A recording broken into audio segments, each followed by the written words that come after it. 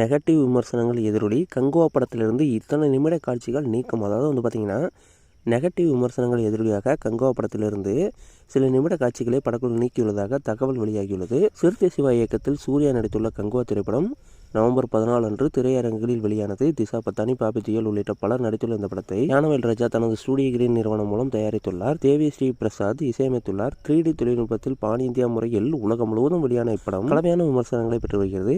குறிப்பாக படத்தின் இறைச்சல், அதிக சத்தம் எரிச்சல் ஊட்டுவதாக விமர்சனங்கள் எழுந்தன. இணையத்தில் தொடர்ந்து கங்குவா படம் குறித்து எதிர்மறையான விமர்சனங்கள் வெளியான நிலையில் படத்தின் முதல் அரை மணி நேரம் சரியாக இல்லை, இறைச்சலாக இருக்கிறது. இந்தியா திரைப்படங்களில் பிழைகள் இருக்கத்தான் செய்கின்றன. கங்குவா மீது முதல் நாளில் எதிர்மறை கருத்துக்களை தேர்ந்தெடுத்தது வருத்தமளிக்கிறது என ஜோதிகா பதிவிட்டிருந்தார்.